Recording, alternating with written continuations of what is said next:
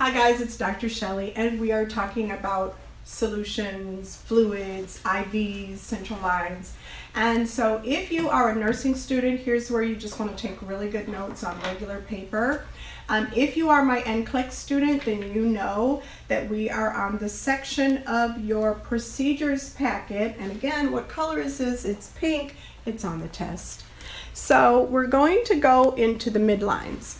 So if you look up here, everyone, I did a comparison, midlines versus central lines.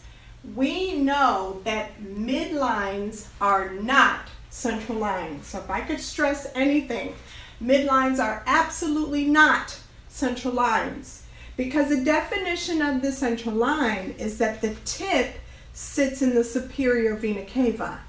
This tip, the tip of a midline, and it's very long, it's 3 to 8 inches. The tip of this midline IV sits in the axillary area, not the superior vena cava. This is a central line, this is not. However, it is quite an amazing peripheral IV that the LPN cannot insert, because the limit for insertion for LPNs is a catheter, an angiocath, that is 3 inches, okay? So the LPN cannot insert this particular IV. You do need ultrasound guidance, but you don't need an X-ray. These are extremely common because you don't need an X-ray confirmation. They're extremely common in long-term care facilities. And when you give that handoff report and you're going over the patient's status, it should be at the bedside. And one of the things you should be doing during your handoff report is going over every line they have. What kind of line is this? What kind of gauge is this? Just communicating about the lines. I have seen people get report and they didn't even know there were some lines in their patient. That's kind of ugly. So we don't need a confirmation with an X-ray. This is an amazing IV because it can go on for months. It is absolutely optimal for the patient who would need IV antibiotics more than 7 days. And who am I thinking about? Because certainly by now, all of you know that when we talk about a patient needing IV antibiotics for more than 7 days, well, that could be a patient who has osteomyelitis. As you know, if they have osteomyelitis, antibiotics through the PICC line would be perfect because you can give it for the next 3 to 4 weeks, which is when it's usually ordered for. The patient is really given a little bit of freedom because it is still a peripheral line, but it is just so nice to have this line so the patient does not get poked over and over and over again. Now, just a reminder, adult patients get an 18 gauge angiocath. If they are elderly, you can kind of break the rule and do a 20, but 18, 16, those are the gauges for the patient, specifically an 18 gauge angiocath IV for this peripheral line or any other. The other thing is, we said we're checking that IV site every single hour. We're looking specifically for oozing at the IV site. Now, if we go a little bit further into details and we go and we're done with this whole midline business and we realize it's not a central line because the tip sits in the axillary area versus a central line where the tip sits in the actual superior vena cava. There have been many times when the nurse didn't even realize that they had a central line. So let's clarify some things, shall we? Let's make sure we know that anytime a patient has a TPN, it is a central line. Let's make sure we know that anytime a patient has a PICC line, it is a central line. It's a peripherally inserted central venous catheter. Okay, so it's peripherally inserted, so it's up in here somewhere, but it's still a central line because the tip sits in the superior vena cava. We must remember triple lumen is a central line. We have to remember that metaports are central lines. So the patient that gets a temporary Quinton catheter has a central line. Now, central lines are really risky but they're very necessary. You can do everything with them. You can do hemodynamic monitoring. You can do frequent blood draws. You can do patients that need blood. We can throw chemo in there. This is where we put our medications when they are so vesicant that their osmolarity is very much over 500 or the pH is less than 5 or greater than 9. This is the perfect vehicle, if you will, to take those drugs to the patient. So really vesicant drugs like vancomycin, dilantin, multivitamins, and I wrote a couple of those drugs down just because they're pretty popular for causing trouble. Again, vancomycin, potassium chloride, multivitamins, dilantin, those are the big ones. Levophed, dopamine, those need to be in a central line. It's just optimal for your patient, okay? Now, so let's review a couple things. I will tell you right off the grip that anybody with a TPN, you have 3 labs to follow. This TPN is made in the pharmacy, and it's going to be based on the labs that the patient has, so it's very individualized. So the pharmacist is going to make up that TPN bag, and it's usually like a clear yellowish kind of bag. It's clear, you can see straight through it. If it's tan, brown, foggy, cloudy, send it back and hang D10W to get your bag back up. It's a good substitute. This TPN is all about nutrition. So of course we need to follow the nutrition lab. What is the nutrition lab? Well, a nutrition lab that you better follow is to check the patient's albumin level. Because the albumin level is going to give you an idea of how, malnourished your patient is or is not, right? But then the other issue is if it's a nutrition bag, if it is temporary parenteral nutrition, TPN, or actually total, it's not temporary, forgive me, total parenteral nutrition, if it's total, it has everything in it. So it even has sugar in it. That's a good and a bad thing.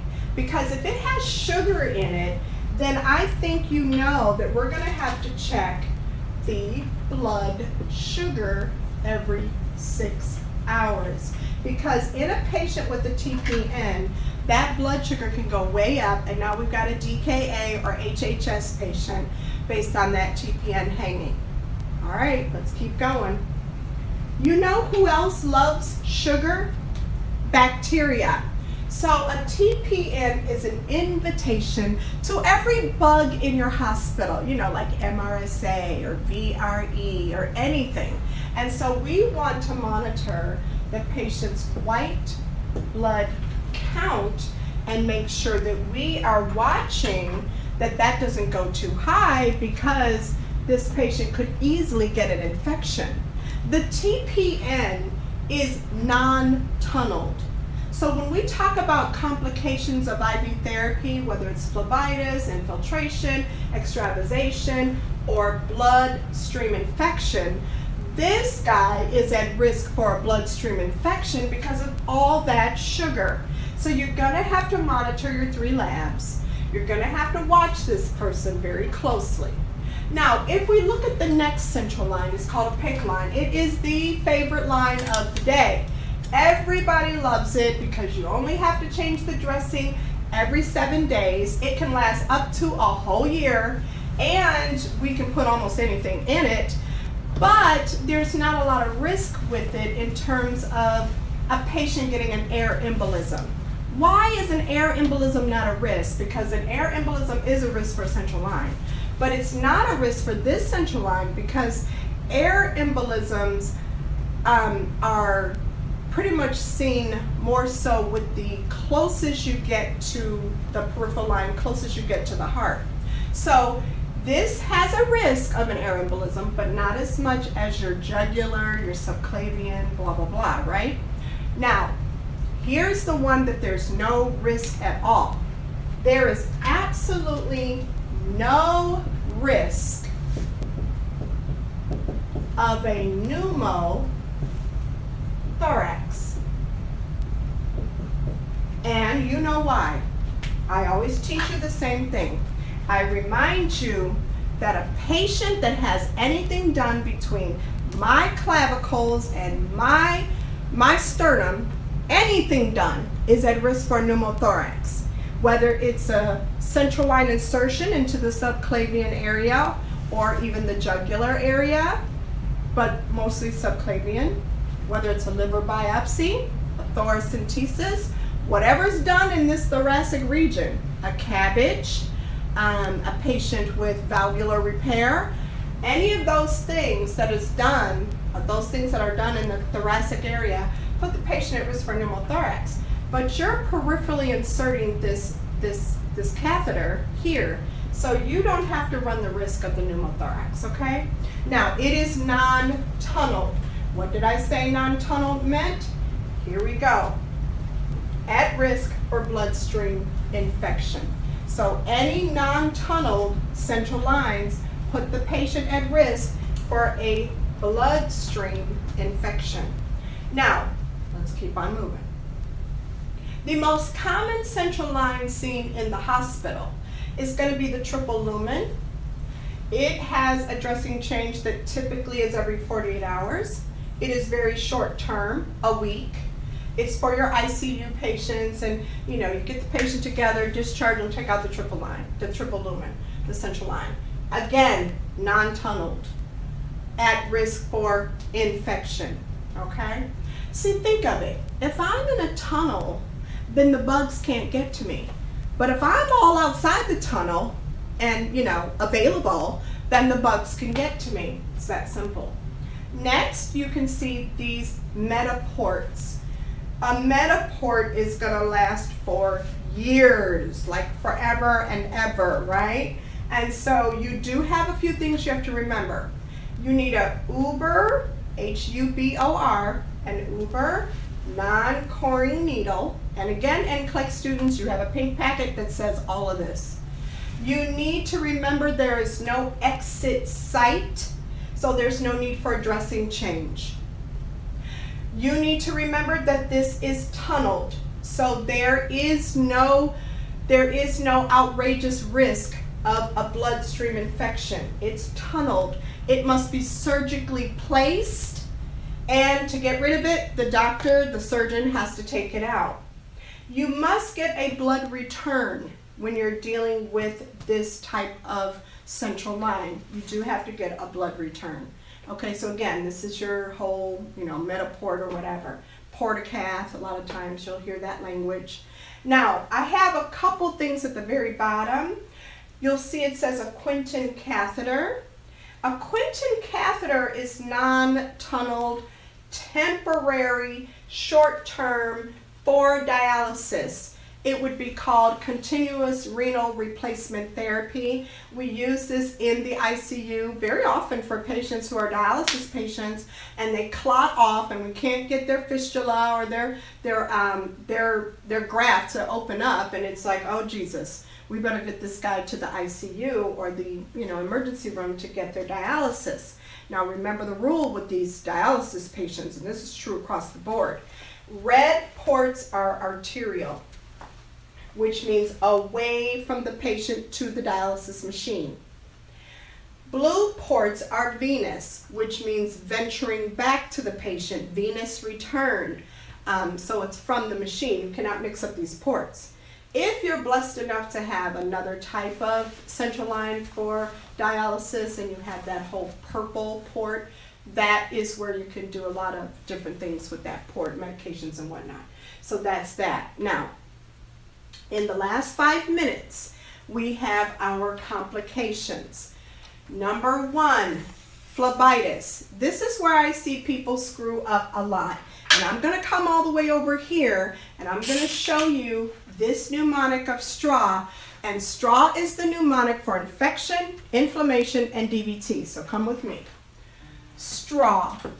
STRAW is S for swelling, T for tender, R for red, A we'll talk about, but W for warm, okay? Now the A, it depends on what the problem is. If it's a DVT, then this A stands for anticoagulant. If it's an infection, then the A stands for antibiotics. If it's simply inflammation, we would say anti-inflammatory. Okay, now we don't use any anti-inflammatory for this patient, but the straw mnemonic works here very well. Now, I don't really care which one of these your patient has. Stop right now if you think you're going to let this thing stay in, because every single one of these says, take it out, take it out. And just in case you were real confused, we know doggone well you got to take that out, okay? Now, so let's go up here and talk shop. The number one error that I see with nurses is they confuse these two. The patient has phlebitis. If you see straw, it has to be red. It has to have swelling. It is warm to the touch. You took it out, and what did you do after that? You put the warm compresses on it. This is the number one error. I see nurses putting cool, and they just caused a big problem. Because if you have phlebitis, you want vasodilation so that you don't get a clot in there and it becomes thrombophlebitis. You need the blood to keep on moving through that vein, even though it's now inflamed and damaged.